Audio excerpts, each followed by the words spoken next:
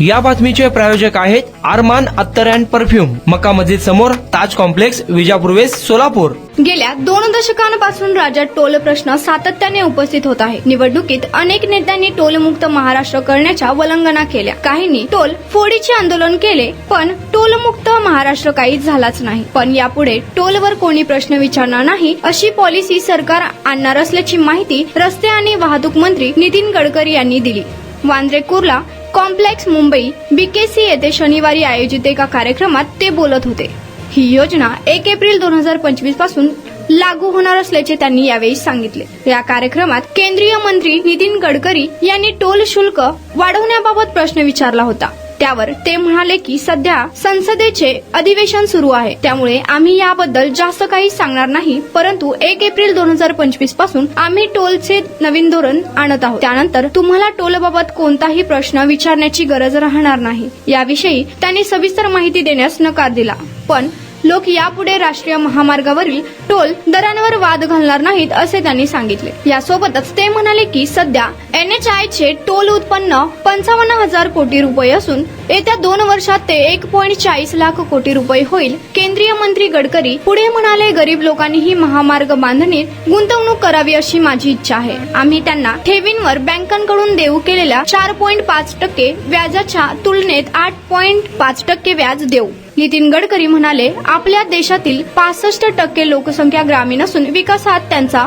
12% वाटा आहे। जैव इंधनावर देश झपाट्याने पुढे जात आहे। यापुढे शेतकरी आता केवळ अन्नदाताच नाही तर ते ऊर्जा प्रदाताही बनत आहे। येत्या काही वर्षात आपला कृषी विकास दर 20% वाढेल असा आशावाद त्यांनी व्यक्त केलाय। जगातील 3री सर्वात मोठी अर्थव्यवस्था होण्यासाठी कृषी क्षेत्रातील वाढ महत्त्वाची भूमिका बजावेल। जैव इंधनाबाबत मी सुरू केलेल्या मिशनमध्ये मला यश मिळाल्याचा मला आनंद आहे, असे केंद्रीय मंत्री म्हणाले।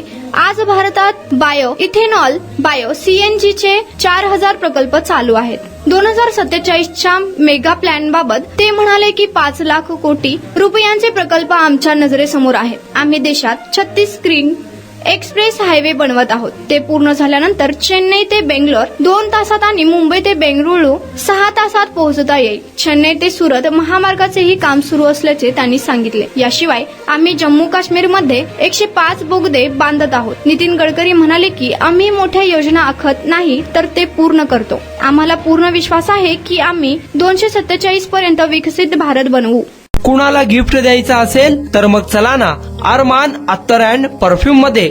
सर्व प्रकारचे ब्रँडेड अत्तर परफ्यूम एकाच ठिकाणी मिळण्याचे सोलापुरातील प्रसिद्ध ठिकाण Armaan Attar and perfume. Ajmal, Rasasi, Ahmed Al Maghribi, Swiss Arabian यासारखे नामवंत कंपनीचे अत्तर अँड परफ्यूम मिळतील। इम्पोर्टेड गॉगल्स मध्ये पोगली, Ray Ban, LB, Ferrari, Gucci, Armani आदी नामवंत कंपनीचे गॉगल्स मिळतील। Rado, Rolex, Armani, AP, Hublot या कंपनीचे लेटेस्ट इम्पोर्टेड वॉचेस उपलब्ध।